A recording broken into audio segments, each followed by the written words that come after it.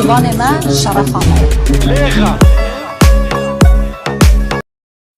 Bună dragilor! Bine v-am găsit sau v-am regăsit aici pe canalul meu de YouTube. Dacă este pentru prima dată când mă vedeți, eu sunt Rojin și iubesc tot ceea ce înseamnă parfumuri și parfumerie, având o slăbiciune către latura Middle Eastern.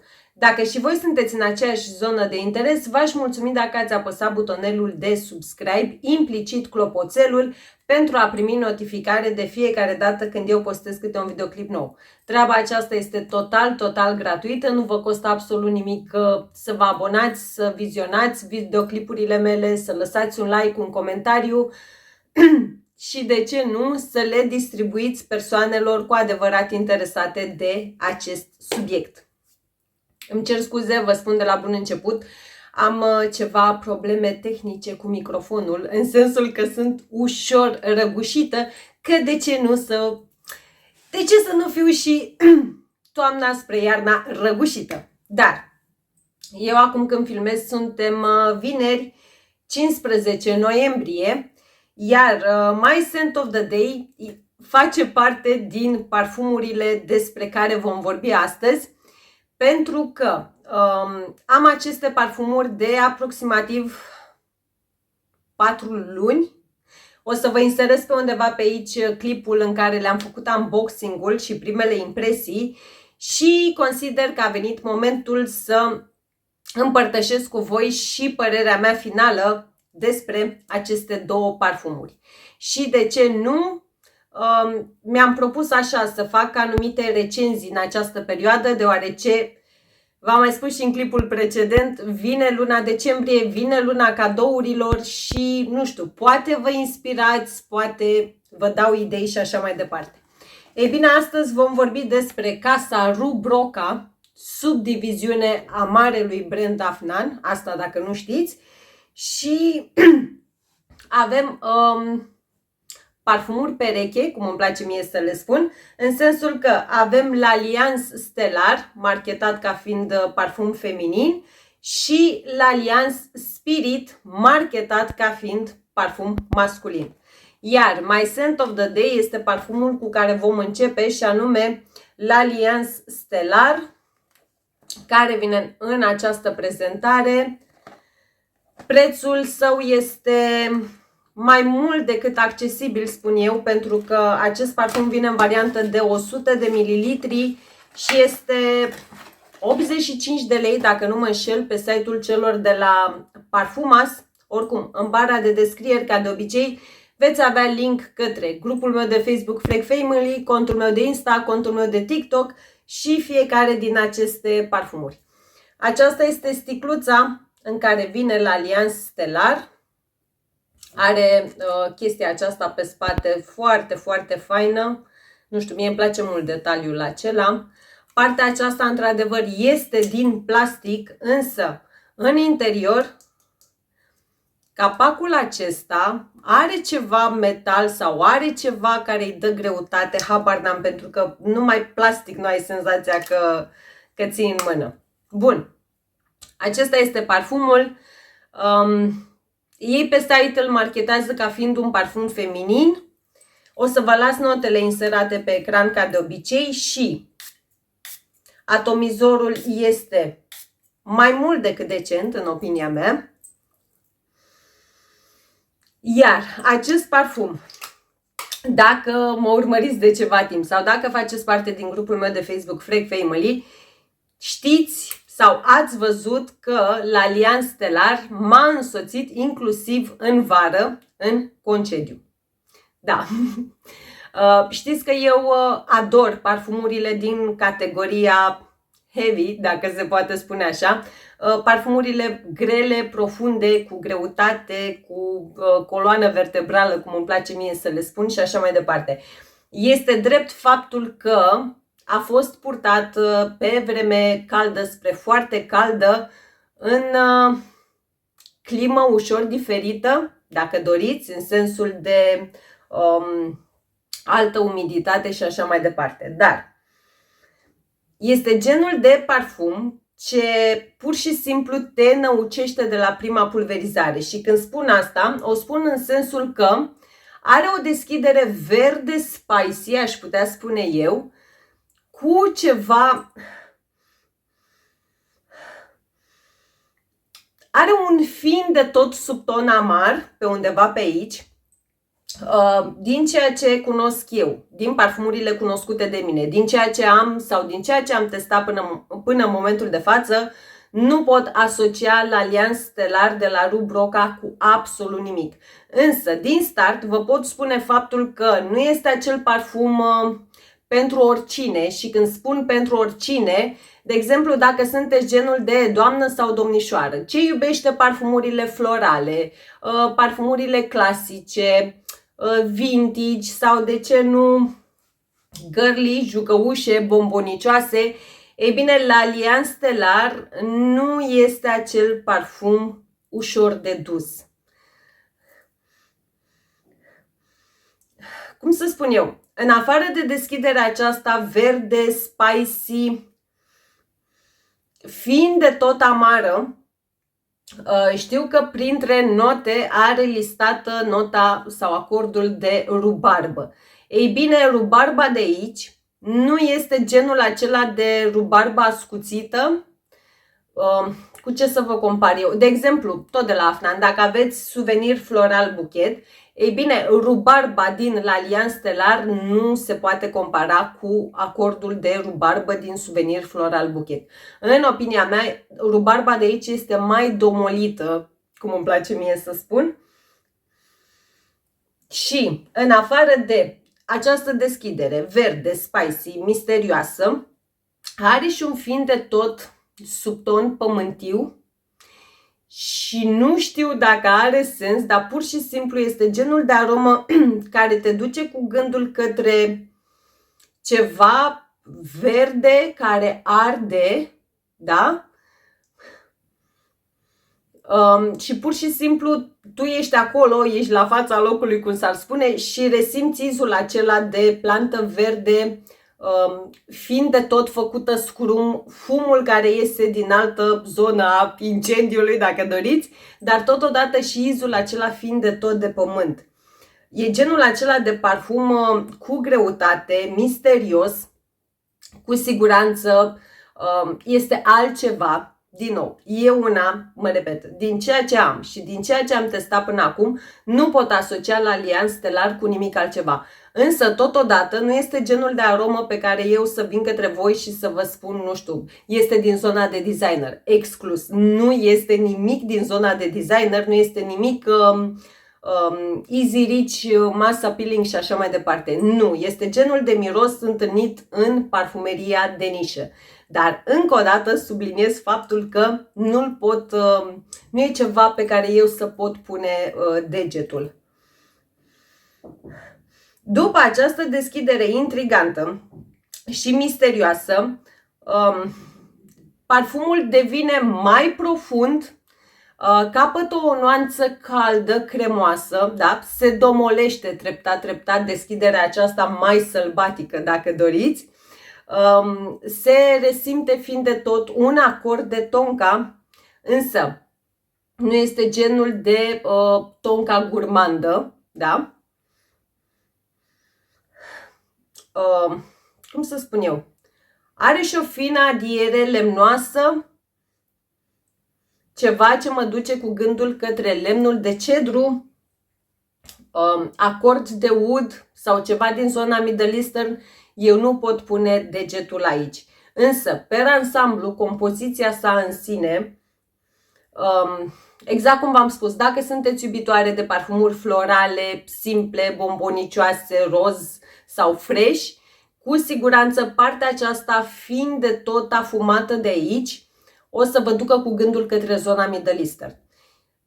În opinia mea, pentru gusturile mele, dacă ar fi să-i dau o notă factorului Middle Eastern pe o scară de la 1 la 5, aș spune undeva 2, nota 2, da? Deci ca intensitate de la 1 fiind cel mai slab, către 5 fiind cel mai puternic. Este și fiind de tot ambrat și pe undeva pe acolo, mai precis undeva în fundal, se resimte un fin de tot acord de trandafir. Însă, din nou, nu este trandafir bulgăresc, nu este trandafir săpunos, nu. Eu una ce resimt aici este genul acela de trandafir, cum să spun eu, burgundii, catifelat, trandafir regal, de ce nu?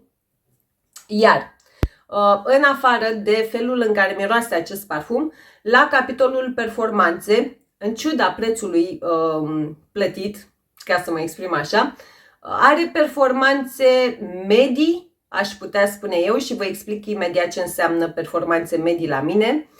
Deci, încep cu deci. A fost purtat și pe vreme extrem de caldă, da? În vară, mai exact. În vară a dus undeva la 5-6 ore, e drept. Era și proaspăt achiziționat, nu a avut acea perioadă de maturare, macerare, cum vreți dumneavoastră. A dus undeva la 5-6 ore cu o proiecție timp de o oră, jumătate, 2 ore. În momentul de față și la vremea care este acum afară, da, pe vreme rece, pe mine, în cantitatea aplicată de mine, atât pe piele cât și pe haine, L'Alliance Stellar de la Rubroca duce undeva la 7 ore cu un siaj cu o proiecție frumoasă în primele 2 ore, iar ca siaj este undeva mediu, aș putea spune eu, ar putea umple o cameră. Dar pe ansamblu, nu știu, pentru, încă o dată, ținând cont de raportul calitate-preț, în opinia mea, L'Alliance Stellar este 10 din 10. Este genul de aromă, exact cum v-am spus, pe care nu o întâlnești la orice pas. Este cu siguranță altceva. Cui l-aș recomanda acest parfum? Fix, îmi cer scuze, fix doamnelor și domnișoarelor ce se regăsesc, să spunem, în proporție de 90% în gusturile și preferințele mele. Da, pentru genul acesta de doamne și domnișoare nu este nimic mult prea mult în legătură cu acest parfum. Parfumul pereche sau parfumul pentru el se numește L'Alliance Spirit. Vine în aceeași cutie și bineînțeles la același preț.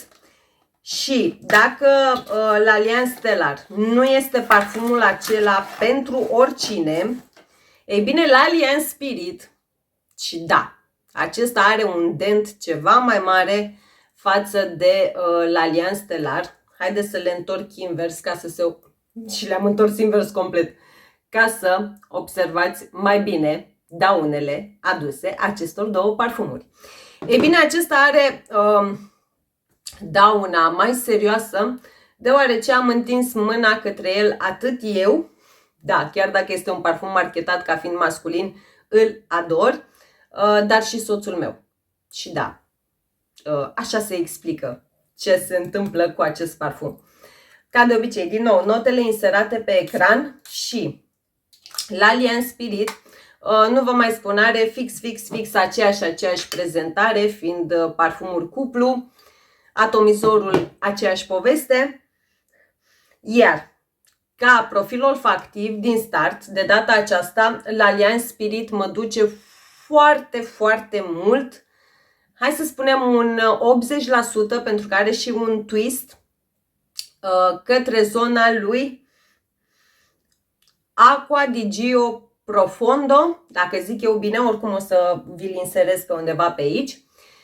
Și exact cum începusem să vă spun, dacă L'Alliance Stellar nu este pentru orice doamnă sau domnișoară, ei bine, L'Alliance Spirit este safe blind buy pentru orice tânăr sau orice domn cu vârsta cuprinsă între 18 și, nu știu, 70 de ani, da? Dau un exemplu. Nu are absolut nimic din zona Middle Eastern, este genul de parfum easy rich, poate fi purtat cu ușurință oriunde, oricând, oricum. Îl poți purta la școală, îl poți purta la liceu, la facultate, la birou, dar și la o întâlnire sau, de ce nu, poate fi cu ușurință parfumul tău semnătură în calitate de domn sau de tânăr. Deci, nu știu, nu are nici Nu are nimic care să mă facă să-l duc în latura juvenilă, dar nu este totodată nici, cum să spun eu, nu e genul acela de parfum complicat sau pentru un domn matur sau ceva de genul. Nu, categoric nu, sub nicio formă.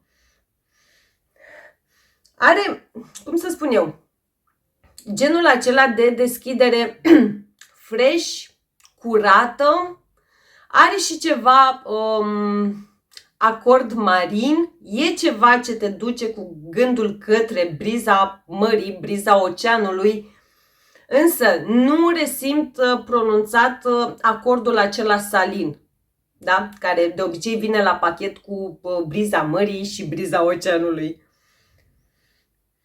Dar totodată are și o parte fiind suculentă, fiind de tot citrică, însă nu este ceva care să te ducă cu gândul către zona izului astringent de lămâie, nu, categoric nu, sub nicio formă. Are și ceva, un acord fiind de tot fujer, aș spune eu. E aici o lavandă, dar din nou nu este bombă de lavandă. Este o lavandă, dacă doriți, cum să spun eu, temperată de ceva rozmarin, ceva aromatic, un acord fujer aromatic.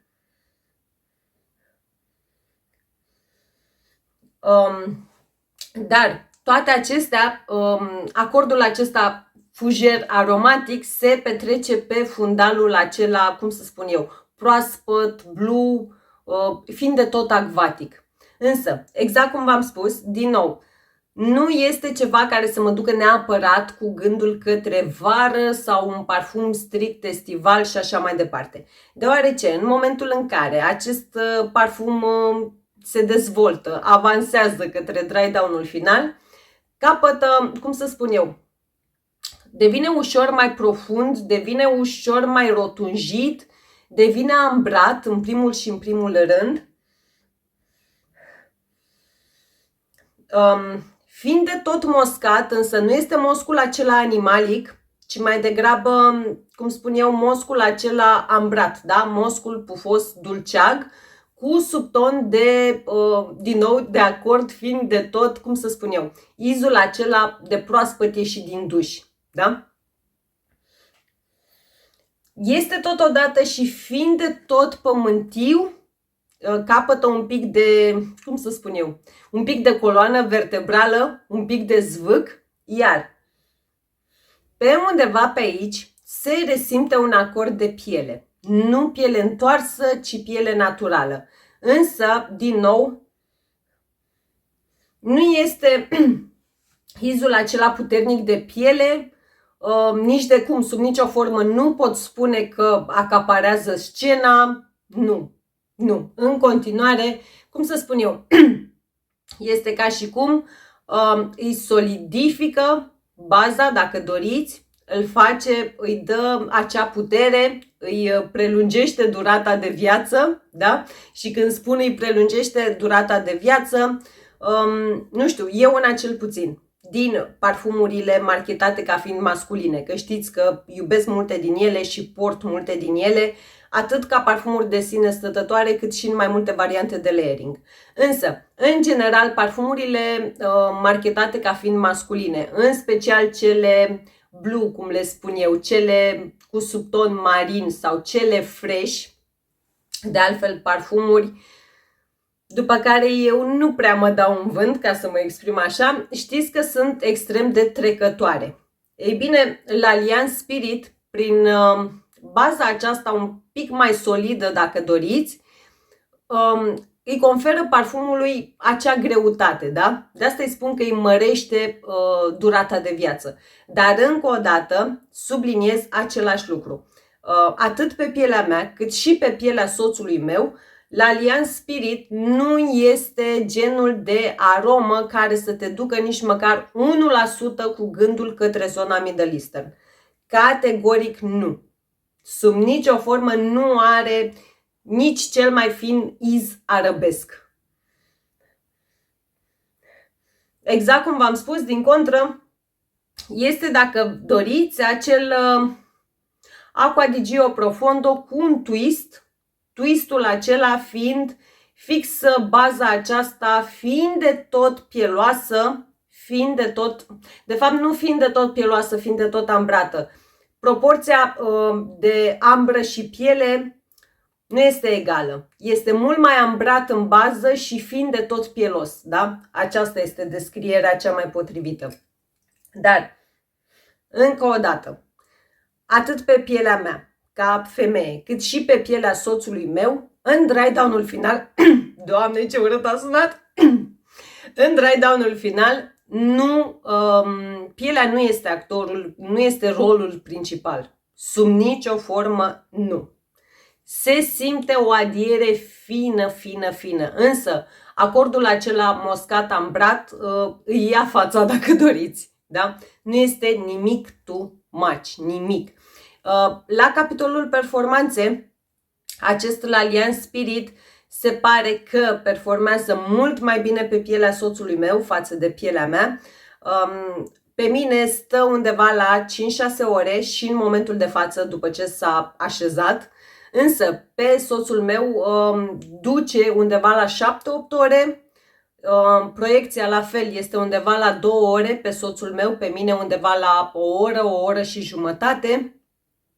Dar din nou, exact cum v-am spus, dacă aveți de cadorisit frate, tată, iubit soț sau așa mai departe și, nu știu, pe lângă ce îi cumpărați dumneavoastră, vreți să-i cumpărați și ceva parfumat, L'Alliance Spirit, încă o dată vă spun, pentru cei 85 de lei, nu știu, este fix ceea ce trebuie. Sau, de asemenea, dacă aveți de făcut un cadou unui domn sau unui tânăr care este în zona lui Aqua di Gio Profondo, recomandarea mea este L'Alliance Spirit de la Rubroca. Ambele, exact cum v-am spus, sunt 10 din 10 și dacă dumneavoastră aveți L'Alliance Stellar și soțului i-ați achiziționat L'Alliance Spirit, pont. Aplicați întâi L'Alliance Stellar, iar pe deasupra, topper, veniți cu L'Alliance Spirit. Aceste parfumuri, în momentul în care faceți layering cu ele, sunt, nu știu, o aromă, din nou, unică, foarte, foarte faină, chiar dacă sunt din zone total diferite, în momentul în care le purtați împreună, nu știu, mixul lor, rezultatul lor este unul divin. Ador combinația acestor parfumuri. Bun, atât pentru videoclipul de astăzi, facem și videoclipuri mai scurte. Dacă ați rămas alături de mine până la final, vă mulțumesc din suflet. Dacă aveți vreunul sau ați testat vreunul din aceste parfumuri, haideți să ne auzim în secțiunea comentarii, să împărtășim păreri, experiențe și așa mai departe. Veți avea linkurile în bara de descrieri pentru aceste parfumuri, pentru grupul meu de Facebook, pentru contul meu de Insta și pentru contul meu de TikTok. Să rămână mult pentru vizionare, vă îmbrățișez cu mare, mare drag și până data viitoare vă doresc din suflet zile minunate și mega, mega parfumate. V-am pupat! زبان من شرف آمد.